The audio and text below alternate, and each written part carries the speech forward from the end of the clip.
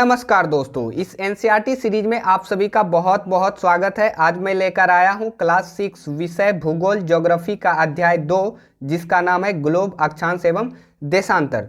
तो इस वीडियो में हम इन चैप्टर के किन किन टॉपिक्स को डिस्कस करने वाले हैं, तो सबसे पहले उसको देख लेते हैं। तो विषय यानी टॉपिक्स, तो सबसे पहला टॉपिक्स हमारा रहेगा परिचय यानी इंट्रोडक्शन, दूसरा हमारा रहेगा ग्लोब, तीसरा रहेगा अक्षांश यानी लेटीट्यूड क्या है, चौथा रहेगा कुछ महत्वपूर्ण अक्षांश रेखाएं एवं पृथ्वी के ताप कटिबंध, पांचवा रहेगा देशांतर लॉन्गिट्यूड क्या है, छठा देशांतर और समय, और सातवां और आखिरी टॉपिक्स हमारा रहेगा हम मानक समय क्यों मानते हैं। तो चलिए सबसे पहला हमारा है परिचय यानी इंट्रोडक्शन। तो सबसे पहले हम लोग इंट्रोडक्शन को देख लेते हैं। तो जैसा कि आप लोग जान रहे हैं कि इस चैप्टर का नाम है ग्लोब, अक्षांश एवं देशांतर। तो सबसे पहले हम लोग ये जान लेते हैं कि आखिर ये ग्लोब क्या होता है। तो मैं आप लोगों को बता दूं कि ग्लोब जो है वो पृथ्वी का छोटा रूप में एक वास्तविक प्रतिरूप है, जैसा कि आप यहाँ देख सकते हैं। इसी को हम लोग क्या कहते हैं, ग्लोब कहते हैं। ग्लोब को आप पृथ्वी का एक तरह से डुप्लीकेट या हमशक्ल मान सकते हैं। जैसा आपको ये जो ग्लोब यहाँ दिखाई दे रहा है, कुछ पृथ्वी जो है हमारा इसी प्रकार का है, और इसी को हम लोग क्या बोलते हैं, ग्लोब कहते हैं, जैसा कि आप इसको कई जगह देखे भी होंगे। अब ये जो ग्लोब है यानी कि ये जो हमारा पृथ्वी है, इस पे दो प्रकार की रेखाएं खींची गई है। एक रेखा को हम लोग क्या बोलते हैं, अक्षांश रेखा बोलते हैं, और दूसरे को क्या बोलते हैं, देशांतर रेखा बोलते हैं। तो अक्षांश रेखा कुछ इस तरह से खींची गई है पृथ्वी पे, इसको हम लोग बोलते हैं अक्षांश रेखा, और देशांतर रेखा जो है वो कुछ इस प्रकार से खींची गई है, और इस रेखा को हम लोग क्या बोलते हैं, देशांतर रेखा बोलते हैं। और दोनों को यदि हम मिला के देखें तो हमारा ग्लोब जो है वो कुछ इस प्रकार का ग्रिड के जैसा दिखाई देगा। जैसा कि आप यहाँ देख सकते हैं, ये आपका अक्षांश रेखा है और ये आपका देशांतर रेखा है। तो इन दोनों रेखाओं को शायद आप समझ गए होंगे। यानी कि एक तरह से कहें तो इस चैप्टर में हमारा जो मेन फोकस रहेगा वो इसी अक्षांश और देशांतर पे रहेगा, और हम लोग इसे विस्तार से आगे है ग्लोब। तो ग्लोब में आगे बढ़ने से पहले मैं आप लोगों को बता दूं कि ये जो हमारा पृथ्वी है ये गोलाकार नहीं है, ऐसा भूगोलवेताओं के द्वारा माना जाता है। तो पृथ्वी कैसा दिखता है, तो मैं आप लोगों को बता दूं कि पृथ्वी जो है वो उत्तर यानी कि ये जो उत्तर और ये जो दक्षिणी बिंदु है यानी कि दक्षिणी ध्रुव जो है, यहाँ थोड़ी सी पृथ्वी जो है वो चपटी है, और इधर आप थोड़ा सा मध्य में देखेंगे तो पृथ्वी कुछ थोड़ा सा क्या है, उभरा हुआ दिखाई देता है। यानी कि पृथ्वी को कुछ अंडे के सेब का जो है वो माना जाता है। तो ये आपकी जानकारी के लिए मैं थोड़ा सा बता दिया। अब ग्लोब पृथ्वी का लघु छोटा रूप में एक वास्तविक प्रतिरूप है। जैसा कि मैंने आपको पीछे भी बताया कि ग्लोब जो है वो पृथ्वी का छोटा रूप में एक तरह से ओरिजिनल रूप है, तो एक तरह से डुप्लीकेट है। अब ग्लोब पर देशों, महाद्वीपों तथा महासागरों को उनको सही आकार में दिखाया जाता है। जैसा कि आप यहाँ देख भी सकते हैं, ये जो आप ग्लोब देख रहे हैं यहाँ आप देख सकते हैं, ये जो है ये आपका महाद्वीप है, देश है, महासागर है। तो ये सभी को ग्लोब पर जो है एक तरह से उचित स्थान पर जो है ग्लोब के माध्यम से दिखाया जाता है। अब मैं आप लोगों को बता दूं कि ग्लोब पर किसी स्थान यानी कि ये जो महाद्वीप है या देश है या महासागर है, इनकी स्थिति को बताने के लिए कुछ बिंदुओं एवं रेखाओं की आवश्यकता होती है। वैसे मैं बता दूं कि पृथ्वी पर वैसा कोई रेखा या बिंदु नहीं है। हम लोग अपनी सुविधा के हिसाब से पृथ्वी पर जो है बहुत सारी रेखाएं और बिंदुओं को खींचे हुए हैं। तो उसी में से ग्लोब पर एक रेखा खींची गई है जिसको हम लोग काल्पनिक रेखा बोल सकते हैं, इमेजिनरी लाइन खींची गई है, जो ग्लोब को दो बराबर भागों में बांटती है, जिसे विषुवत रेखा या विषुवत वृत्त या कभी कभी इसे भूमध्य रेखा भी यानी इक्वेटर भी कहते हैं। तो मैं सेपरेट में बता दूं, जैसे कि आप यहाँ देख सकते हैं कि ये आप मान सकते हैं कि ये हमारा क्या है, पृथ्वी है।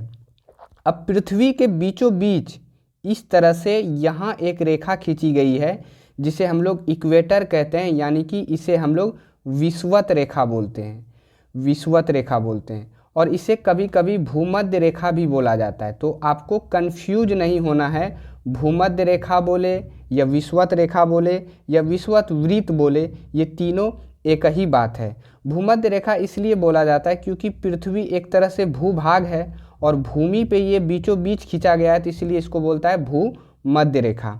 अब ये जो पृथ्वी के बीचों बीच एक भूमध्य रेखा खींची गई है, ये पृथ्वी को दो बराबर भागों में बांटती है। जैसे एक भाग ये हमारा हो गया और एक भाग ये हमारा हो गया, और ये उत्तर वाले भाग को हम लोग बोलते हैं उत्तरी गोलार्ध और नीचे वाले भाग को हम लोग क्या बोलते हैं, दक्षिणी गोलार्ध बोलते हैं।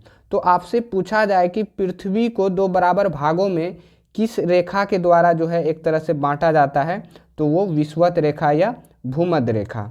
तो ये आपको ध्यान में रखना। अगला टॉपिक है अक्षांश या अक्षांश रेखा क्या है। तो विषुवत रेखा से दोनों ध्रुवों तक स्थित सभी समानांतर रेखाओं को अक्षांश रेखा कहा जाता है। आप इसको ऐसे समझिए, ये कुछ नहीं है, थोड़ा सा आप यहाँ ध्यान दीजिए। इसे आप एक तरह से पृथ्वी मान सकते हैं। जैसा कि मैंने आप लोगों को पीछे भी बताया था कि पृथ्वी के बीचों बीच एक रेखा खींची गई है जिसे हम लोग क्या बोलते थे, विषुवत रेखा बोलते थे, और इसका मान जो होता था, अंश जो होता था, वो कितना होता था, 0 डिग्री होता था। और इसके ऊपर वाले हिस्से को हम लोग क्या बोलते थे, उत्तरी गोलार्ध बोलते थे, और इधर नीचे वाले हिस्से को हम लोग क्या बोलते थे, दक्षिणी गोलार्ध बोलते थे। अब पृथ्वी का ये आपका उत्तरी ध्रुव हो गया और ये आपका हो गया दक्षिण ध्रुव। तो ये विषुवत रेखा जो है इसी के समानांतर उत्तरी ध्रुव तक कुछ इस प्रकार से बहुत सारी पृथ्वी पे जो है रेखाएं जो है वो खींची गई है, और इसी रेखा को हम लोग क्या बोलते हैं, अक्षांश रेखा बोलते हैं। और विषुवत रेखा के नीचे भी जो है बहुत सारी रेखाएं इसी के समानांतर खींची गई है, और इस रेखा को भी हम लोग क्या बोलते हैं, अक्षांश रेखा बोलते हैं। ये उत्तर में ये रेखाएं दक्षिण में विषुवत रेखा के दक्षिण में खींची गई है तो इसको दक्षिण अक्षांश बोलेंगे। ये उत्तर में खींची गई है तो इसको हम लोग क्या बोलेंगे, उत्तरी अक्षांश बोलेंगे। तो आप यहाँ समझिएगा कि यहाँ से इधर उत्तरी ध्रुव तक कुल 90 अक्षांश रेखाएं जो है वो खींची गई है, यानी कि एक एक डिग्री के अंतराल पर कुल 90 उत्तर ध्रुव तक जो है 90 रेखाएं खींची गई है, और इधर भी एक एक डिग्री के अंतराल पर कुल 90 रेखाएं जो है वो खींची गई है। तो यहाँ जो ये लाइन कहा जा रहा है कि विषुवत रेखा से दोनों ध्रुवों तक स्थित सभी समानांतर रेखाओं को अक्षांश रेखा कहा जाता है, जैसा कि मैंने आपको पीछे बताया। अब 90 डिग्री अंश उत्तरी अक्षांश उत्तर ध्रुव को दर्शाता है तथा 90 डिग्री अंश दक्षिणी अक्षांश दक्षिण ध्रुव को दर्शाता है। इसलिए अक्षांश रेखाओं की कुल संख्या 90 + 90 + 1 बराबर 181 होती है। आप इस पर थोड़ा सा ऐसे ध्यान दीजिए। जैसा कि मैंने आप लोगों को बताया कि इधर यानी कि विषुवत रेखा के ऊपर यानी कि उत्तर में एक एक डिग्री के अंतराल पर कुल कितनी अक्षांश रेखाएं खींची गई है, तो 90 अक्षांश रेखाएं खींची गई है। और इधर भी दक्षिण ध्रुव तक जो है वो कुल 90 अक्षांश रेखाएं खींची गई है विषुवत रेखा के नीचे। तो यहाँ 90 और +90, और ये जो आप विषुवत रेखा देख रहे हैं ये भी एक तरह का अक्षांश रेखा ही है। तो 90 + 90 + 1 बराबर 181। तो आपके एग्जाम में यदि पूछा जाए कि कुल कितनी अक्षांश रेखाएं ग्लोब पर खींची गई है या कुल कितनी अक्षांश रेखाएं हैं, तो आपको 181 ध्यान में रखना है। इधर 90 और एक ये हमारा हो जाता है, तो कुल क्या हो जाता है, 181। अब अगला लाइन हमारा है कि दो क्रमागत अक्षांश रेखाओं की बीच की दूरी 111 किलोमीटर होती है। तो जैसा कि आप यहाँ देख सकते हैं, ये जो आप देख रहे हैं ये एक सभी जो है एक तरह से अक्षांश रेखा है, और ये एक तरह से क्रमागत जो है खींचा गया है, और इसके बीच की दूरी जो है वो पूछा जाता है तो कितना होता है, तो आपको ध्यान में रखना है कितना होता है, तो 111 किलोमीटर होता है। वही वो लाइन जो है वो कह रहा है। अब अगला मैंने यहाँ नोट में बताया कि जैसे जैसे हम विषुवत वृत्त से दूर जाते हैं तो अक्षांशों का आकार जो है वो घटता जाता है। जैसा कि आप यहाँ देख सकते हैं कि ये आपका विषुवत रेखा है, इससे आप जैसे जैसे उत्तर ध्रुव की ओर बढ़ेंगे तो यहाँ आप देख सकते हैं कि ये जो अक्षांश रेखा जो है उसका आकार जो है आपको घटता नजर आएगा। जैसे यहाँ आप देख सकते हैं कितना बड़ा है, फिर आगे जाएंगे तो इससे छोटा, फिर इससे छोटा, फिर इससे छोटा, छोटा होते होते लास्ट में आप पाइएगा कि एक बिंदु है यहाँ, तो यही जो है आपको मैंने यहाँ नोट में बताया है कि जैसे जैसे हम विषुवत वृत्त या विषुवत रेखा से दूर जाते हैं तो अक्षांशों का आकार जो है वो घटता जाता है। अब अगले पेज पे हम लोग अगले टॉपिक के बारे में पढ़ेंगे। अब हम लोग कुछ महत्वपूर्ण अक्षांश रेखाएं एवं पृथ्वी के ताप कटिबंध को जानेंगे। जैसा कि मैंने आप लोगों को पीछे बताया कि जैसे ये आप मान सकते हैं कि ये हमारा क्या है, एक तरह से पृथ्वी है और पृथ्वी के बीचों बीच एक रेखा खींची गई है जिसे हम लोग क्या बोलते थे, विषुवत रेखा या भूमध्य रेखा कहते थे। और इसके ऊपर बहुत सारी रेखाएं जो है खींची गई है जिसको हम लोग क्या बोलते थे, समानांतर। और इसके नीचे भी बहुत सारी रेखाएं यानी कि कुल इधर 90 रेखाएं खींची गई है जिसे हम लोग क्या बोलते थे, अक्षांश रेखा बोलते थे। अब इन्हीं 90 उत्तर वाले अक्षांश रेखाओं में कुछ महत्वपूर्ण अक्षांश रेखाएं हैं और इधर दक्षिण में 90 अक्षांश रेखाओं में से कुछ अक्षांश रेखाएं महत्वपूर्ण हैं जिनके बारे में एग्जाम में जो है वो पूछ लिया जाता है, जिसके बारे में आपको जान लेना जरूरी है।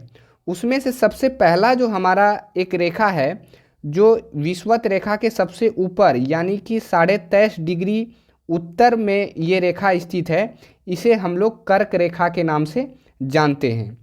और फिर इसी के नीचे दक्षिण में 0 डिग्री के नीचे 23.5 डिग्री दक्षिण में एक रेखा खींची, एक अक्षांश रेखा है जिसे हम लोग मकर रेखा के नाम से जानते हैं। और फिर कर्क रेखा के ऊपर एक और रेखा 66.5 डिग्री उत्तर में स्थित है जिसे हम लोग आर्कटिक रेखा या आर्कटिक वृत्त के नाम से जानते हैं। और दक्षिण में देखें तो 66.5 डिग्री दक्षिण में एक रेखा है जिसे हम लोग अंटार्कटिक वृत्त या अंटार्कटिक रेखा के नाम से जानते हैं। तो आपको इसका मान या ध्यान में रखना पड़ेगा कि भूमध्य रेखा के ऊपर जो 23.5 डिग्री उत्तर में जो रेखा है उस रेखा का क्या नाम है, तो कर्क रेखा है। उसका कितना मान है, तो 23.5 डिग्री है। क्योंकि सारे अक्षांश रेखाओं का कुछ ना कुछ अंश होता है, उसका मान होता है, तो ये आपको ध्यान में रखना है। फिर इसके ऊपर जो अक्षांश रेखा है उसे आर्कटिक वृत्त या आर्कटिक रेखा कहते हैं, इसका मान कितना होता है, तो 66.5 डिग्री होता है। और दक्षिण में बात करें तो विषुवत रेखा के नीचे 23.5 डिग्री दक्षिण में जो रेखा अक्षांश रेखा है उसे हम लोग मकर रेखा के नाम से जानते हैं, उसका मान कितना है, तो 23.5 डिग्री है। और फिर 66.5 डिग्री दक्षिण में जो अक्षांश रेखा है उसे अंटार्कटिक वृत्त या अंटार्कटिक रेखा बोलते हैं, जिसका नाम क्या है, जिसका मान कितना है, तो 66.5 डिग्री है। आप लोगों के एग्जाम में ये क्वेश्चन बहुत ज़्यादा जो है पूछा जाता है। अब हम लोग महत्वपूर्ण अक्षांश रेखाओं के बारे में जान गए हैं, अब हम लोग पृथ्वी के ताप कटिबंध के बारे में जानेंगे। जैसा कि आप लोग जानते होंगे कि पृथ्वी पर अक्षांश रेखाओं के माध्यम से ही पृथ्वी का एक तरह से टेम्परेचर यानी कि तापमान और जलवायु को जो है प्रत्येक जगह का जो है एक तरह से जाना जाता है। तो उसी तरीके से यहाँ जो आप देख रहे हैं ये जो विषुवत रेखा है, यहाँ सूर्य की किरणें हमेशा जो है खड़ी रूप में पड़ती है। इस वजह से ये विषुवत रेखा और ये कर्क रेखा, इन दोनों के बीच का जो क्षेत्र होता है उसे हम लोग बोलते हैं उष्ण कटिबंध। उष्ण का मतलब होता है गर्मी, यानी कि ये जो क्षेत्र है वो गर्म क्षेत्र है। उसी तरीके से इधर दक्षिण में देखें तो ये विषुवत रेखा और ये मकर रेखा के बीच का जो क्षेत्र है वो भी उष्ण कटिबंध क्षेत्र है, यानी कि ये भी गर्मी वाला क्षेत्र है। यहाँ सूर्य की किरणें हमेशा कैसे पड़ती है, खड़ी रूप में पड़ती है। वहीं जब कर्क रेखा से हम लोग ऊपर यानी कि आर्कटिक रेखा यानी कि आर्कटिक वृत्त तक देखें तो ये जो क्षेत्र कहलाएगा ये शीतोष्ण कटिबंध क्षेत्र कहलाएगा, यानी कि यहाँ थोड़ा बहुत गर्मी भी रहेगा और थोड़ा बहुत ठंडा भी रहेगा।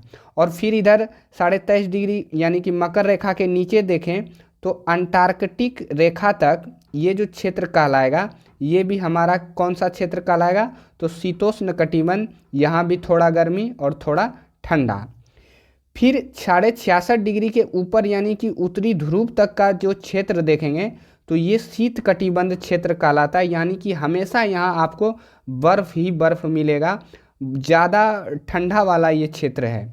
और इधर फिर 66.5 डिग्री से दक्षिण ध्रुव तक देखें तो ये भी क्षेत्र हमारा कैसा कहलाएगा, शीत कटिबंध क्षेत्र कहलाएगा। ये भी बहुत ज़्यादा ठंडा वाला क्षेत्र है और इसी को हम लोग बोलते हैं पृथ्वी के ताप कटिबंध।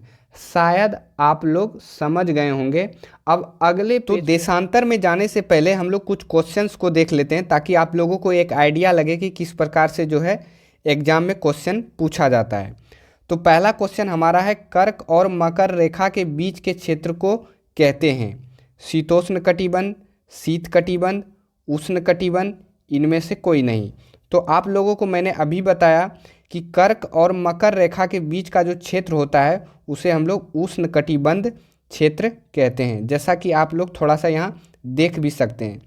ये जो आपका 23.5 डिग्री उत्तर में जो अक्षांश रेखा है इसे हम लोग कर्क रेखा बोलते हैं, और ये जो आपका दक्षिण में 23.5 डिग्री पर अक्षांश रेखा है इसे हम लोग मकर रेखा कहते हैं। और यहाँ सूर्य की किरणें जो है हमेशा खड़ी रूप में पड़ती है, इसलिए ये दोनों के बीच का जो क्षेत्र होगा वो उष्ण कटिबंध क्षेत्र होगा, क्योंकि यहाँ हमेशा जो है ज़्यादा गर्मी वाला ये क्षेत्र है, यहाँ हमेशा ज़्यादा गर्मी पड़ता है, तो इसलिए हम लोग इसे क्या कहेंगे, उष्ण कटिबंध क्षेत्र कहेंगे। अब अगला क्वेश्चन हमारा है कि ग्लोब पर कुल अक्षांश रेखाओं की संख्या कितनी है। तो 180, 181, 90, 360। तो मैंने आप लोगों को बताया था कि ग्लोब पर कुल अक्षांश रेखाओं की संख्या जो है वो 181 है, जैसा कि आप यहाँ देख भी सकते हैं। जैसा कि मैंने आप लोगों को बताया था कि ये विषुवत रेखा के ऊपर 90 अक्षांश रेखाएं जो है वो उत्तर ध्रुव तक खींची गई है 1-1 डिग्री के अंतराल पर, और इधर दक्षिण में भी 90 अक्षांश रेखाएं जो है वो खींची गई है 1-1 डिग्री के अंतराल पर। तो ये 90-90 180 हो जाता है, और ये जो विषुवत रेखा है ये भी एक प्रकार का आपका अक्षांश रेखा ही है, तो इसे भी अक्षांश रेखाओं में ही ऐड कर दिया जाता है, और टोटल संख्या जो हो जाती है वो 181 हो जाती है। अब अगला क्वेश्चन हमारा है कि दो अक्षांश रेखाओं के बीच की दूरी लगभग होती है। तो 121, 111 मिलीमीटर, 112 किलोमीटर, 111 किलोमीटर। तो मैंने आप लोगों को अभी बताया कि दो अक्षांश रेखाओं के बीच की दूरी जो होती है वो कितनी होती है, तो 111 किलोमीटर है। तो इसका राइट आंसर ये होगा। अब अगला क्वेश्चन है कि विषुवत रेखा के समानांतर काल्पनिक रेखा क्या कहलाती है। तो अक्षांश रेखा, देशांतर रेखा, मिलन रेखा, इनमें से कोई नहीं। तो मैंने आप लोगों को बताया था कि वो कौन सी रेखा कहलाती है, तो अक्षांश रेखा कहलाती है। यहाँ आप देख सकते हैं कि ये जो आपका विषुवत रेखा है, यहाँ ये जो ऊपर जितनी भी रेखाएं खींची गई है ये एक तरह से काल्पनिक रेखा है, वैसे पृथ्वी पे कोई रेखा नहीं है। तो ये जो काल्पनिक रेखा है उत्तर और दक्षिण की ओर, इसे हम लोग क्या बोलते हैं, अक्षांश रेखा बोलते हैं आप लोग। तो अब हम लोग देशांतर या देशांतर रेखा क्या है, तो इसे हम लोग अच्छे से समझने वाले हैं। आप लोग थोड़ा सा अच्छे से ध्यान दीजिएगा। तो उत्तरी ध्रुव और दक्षिणी ध्रुव को मिलाने वाली काल्पनिक रेखा को देशांतर रेखा कहा जाता है।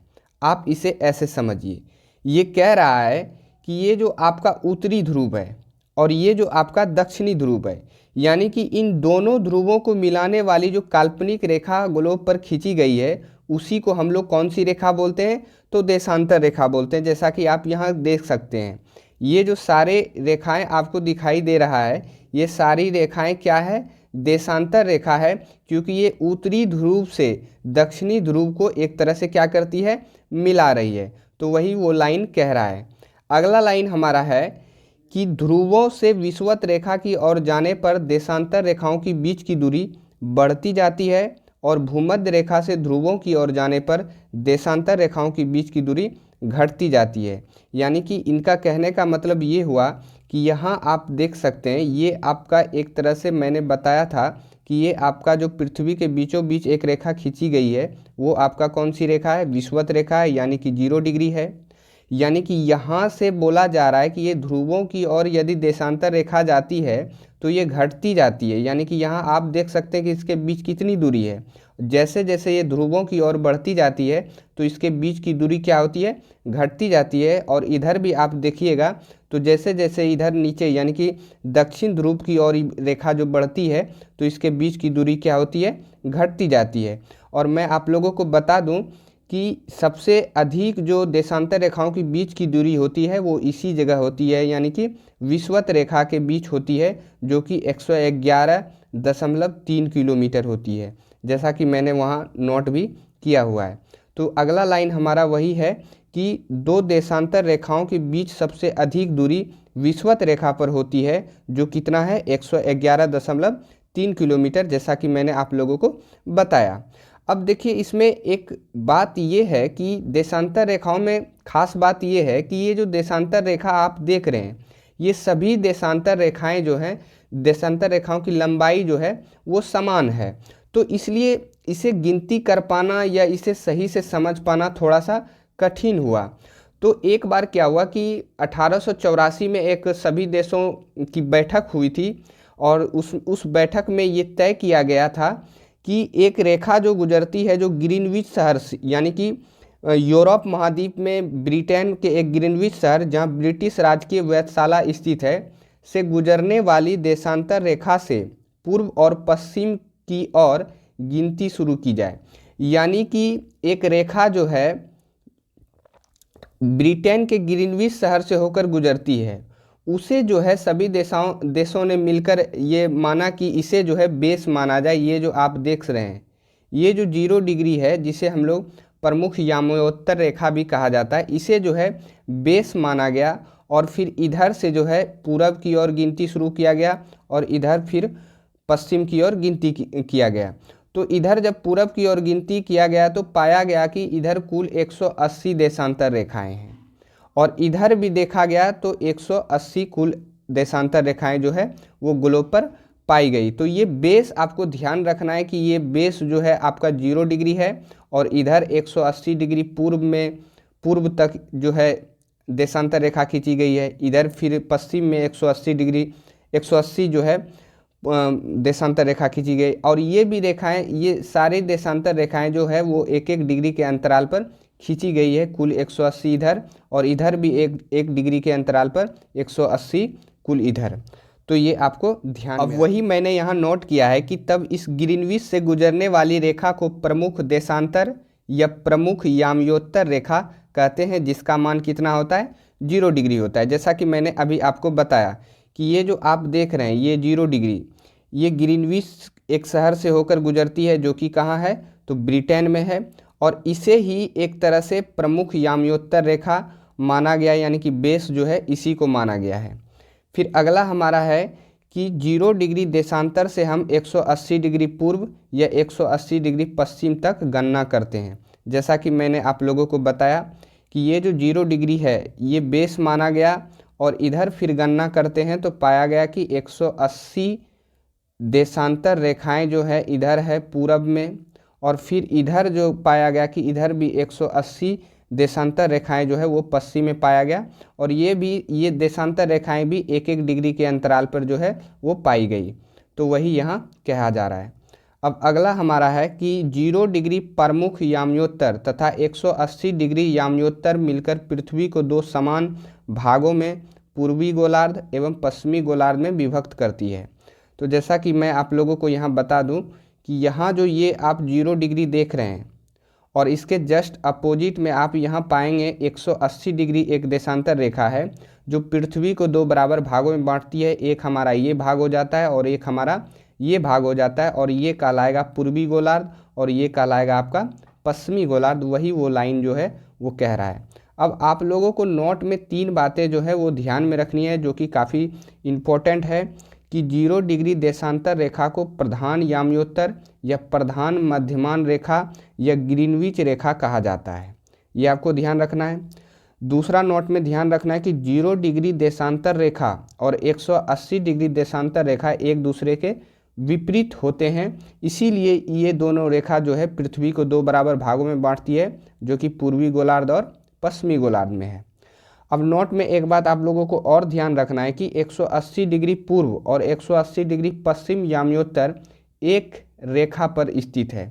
जैसा कि आप इसको ऐसे समझ सकते हैं कि ये जो आपका 0 डिग्री देशांतर है और इसके जस्ट अपोजिट यहाँ आपको 180 डिग्री देशांतर रेखा मिलेगा, और इन्हीं दोनों रेखाओं के द्वारा पृथ्वी को है जो है 2 बराबर भागों में बांटती है। एक आपका पूर्वी गोलार्ध हो जाता है और एक आपका क्या हो जाता है, पश्चिमी गोलार्ध हो जाता है। अब कहा जा रहा है कि 180 डिग्री पूर्व और 180 डिग्री पश्चिमी जो देशांतर रेखा है वो एक ही रेखा है, यानी कि इधर से आप जाइएगा तो 180 डिग्री आपको पश्चिमी देशांतर रेखा मिलेगा और यहाँ से आप इधर जाइएगा तो आपको 80 डिग्री पूर्वी देशांतर रेखा मिलेगा, जो कि एक ही रेखा है, ये अलग अलग रेखा नहीं है, एक ही रेखा है। तो ये आपको ध्यान में रखना है। तो वैसे मैं आप लोगों को बता दूं कि यदि ग्लोब पे आपको पूछा जाए कि कुल कितनी देशांतर रेखाएं जो हैं, तो वो आपका 180 इधर हो जाता है और 180 इधर हो जाता है। तो कुल जो देशांतर रेखाओं की संख्या हो जाएगी वो कितना होगी, 360 होगी। तो ये आपको ध्यान में रखना है। अब अगले पेज पे हम लोग देशांतर के माध्यम से कैसे जो है समय निकाला जाता है, तो इसलिए हम लोग अगले पेज पे देशांतर और समय के बारे में पढ़ेंगे। तो अब हमारा है देशांतर और समय। तो जैसा कि मैंने आप लोगों को पीछे भी बताया कि देशांतर रेखाओं का उपयोग जो है समय निकालने के लिए जो है वो किया जाता है। तो उसमें से 0 डिग्री देशांतर रेखा का उपयोग समय निर्धारण में किया जाता है, इसलिए 0 डिग्री देशांतर रेखा को अंतर्राष्ट्रीय समय रेखा भी कहते हैं। जैसा कि आप यहाँ देख सकते हैं, ये जो आप 0 डिग्री देशांतर रेखा देख रहे हैं, इसका जो उपयोग है वो पूरे दुनिया में यानी कि पूरे विश्व में समय निर्धारण के लिए इसका उपयोग किया जाता है। इसलिए 0 डिग्री देशांतर रेखा को अंतर्राष्ट्रीय समय रेखा कहा जाता है, ये आपको ध्यान में रखना है। अब जैसा कि हम लोग जानते हैं कि चूँकि पृथ्वी पश्चिम से पूर्व की ओर चक्कर लगाती है, अतः वे स्थान ग्रीनविच के पूर्व में हैं, तो उनका समय ग्रीनविच समय से आगे होगा तथा जो पश्चिम में है उनका समय पीछे होगा। जैसा कि आप लोग को मैंने पिछले अध्याय में भी बताया था कि ये जो आपका पृथ्वी है, पृथ्वी का जो ये अक्ष है, ये अक्ष पे पृथ्वी जो है पश्चिम से पूर्व की ओर क्या करती है, घूमती है, यानी कि चक्कर लगाती है। तो इसे जो तो यहाँ जो आपका 0 डिग्री देशांतर रेखा है, जिसे हम लोग अंतर्राष्ट्रीय समय रेखा कहते हैं, इसके यदि आप पूरब जाइएगा तो इसका समय क्या होगा, बढ़ता हुआ रहेगा, यानी कि बढ़ेगा, और इसका समय जो है वो घटेगा। अब ये समय कितना इधर बढ़ेगा या इतना इसमें इधर कितना घटेगा, वो मैं आपको यहाँ थोड़ा सा सेपरेट में बता दूँ। तो यहाँ मैंने नोट किया है कि समय के अंतर की गणना निम्नलिखित विधि द्वारा की जा सकती है।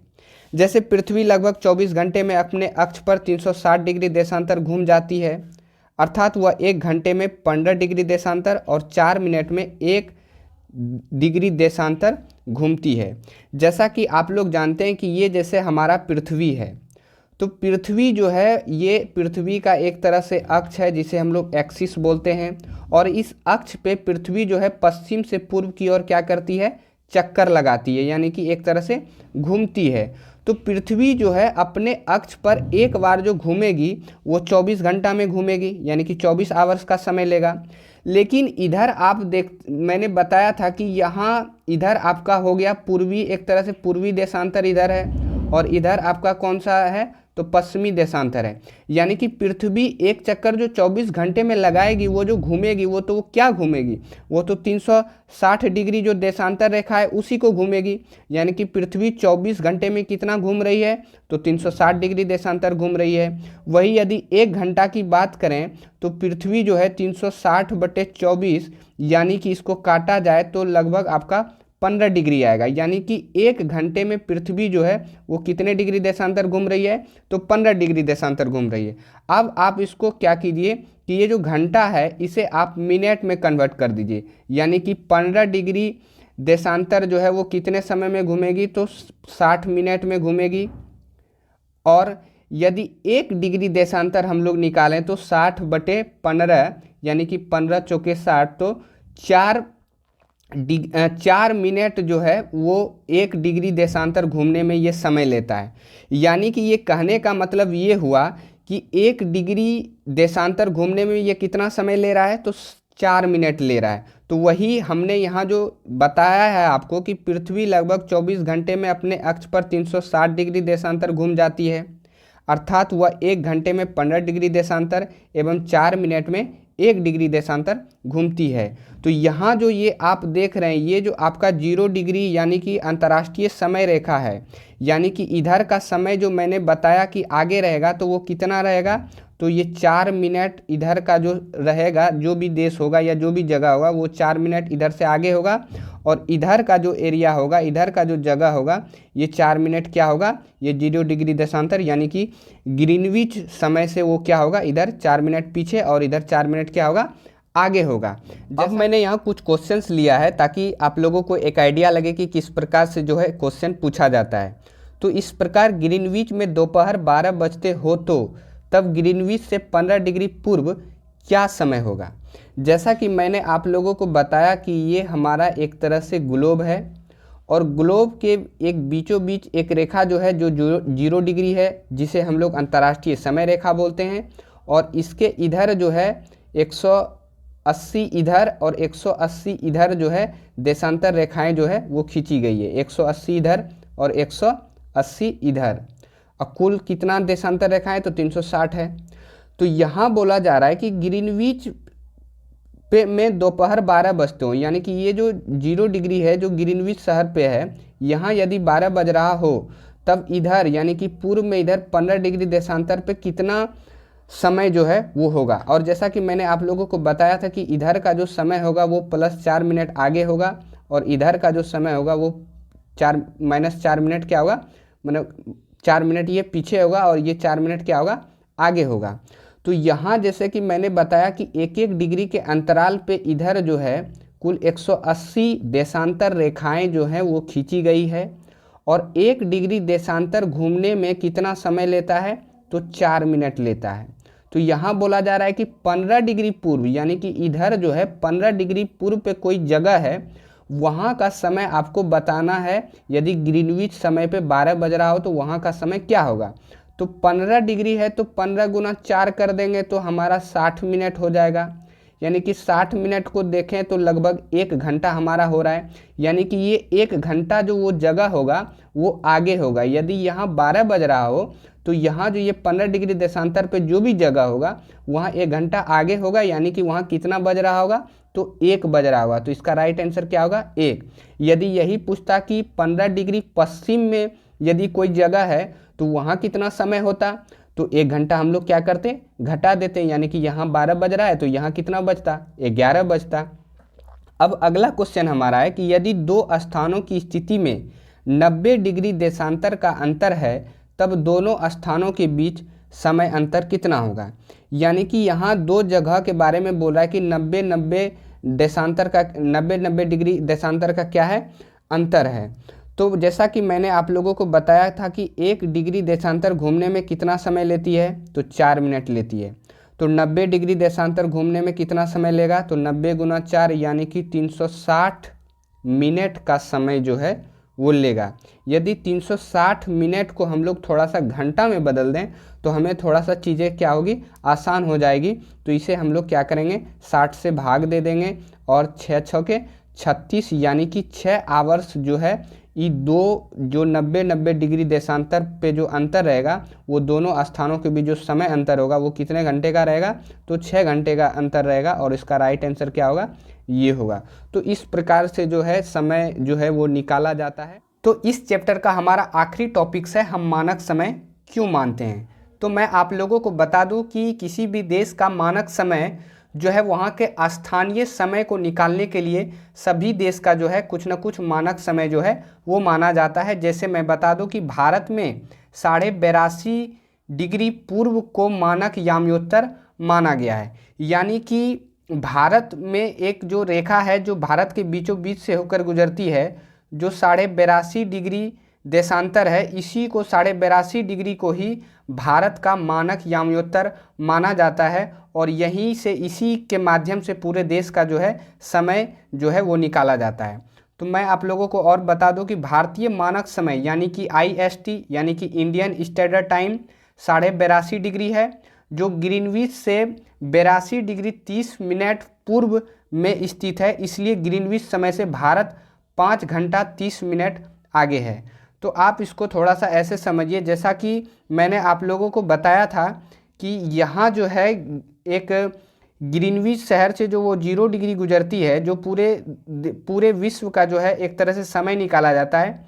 यहाँ से 82.5 डिग्री पूर्व में जो देशांतर रेखा है वो अपना भारत का जो है वो मानक याम्योत्तर है, यानी कि मानक समय जो है 82.5 भारत का जो है माना गया है। और ग्रीनविच यानी कि जीएमटी से आईएसटी जो है वो कितना आगे है, तो 5.5 घंटा आगे है। आप थोड़ा सा यहाँ देख भी सकते हैं, इस जगह आपको शायद थोड़ा सा दिखाई दे रहा होगा। जैसा कि आप यहाँ थोड़ा सा और देख सकते हैं, जैसे मैं बता दूं कि ये जो भारत से बीचों बीच से होकर गुजरती है, इसी को भारत का मानक समय माना गया है। तो आपको ध्यान रखना है, यदि पूछा जाए कि ग्रीनविच समय से कितना घंटा भारत का समय जो है वो आगे है, तो 5 घंटा 30 मिनट आगे है। और भारतीय मानक याम्योत्तर वो कितना है, तो वो 82.5 डिग्री है। इसका पीडीएफ हमारे टेलीग्राम चैनल पे आप लोगों को मिल जाएगा, जिसका लिंक जो है वो डिस्क्रिप्शन में दिया गया है। यदि ये छोटा सा प्रयास हमारा आप लोगों को अच्छा लगा हो तो आप हमें कमेंट करके ज़रूर बताएं। धन्यवाद।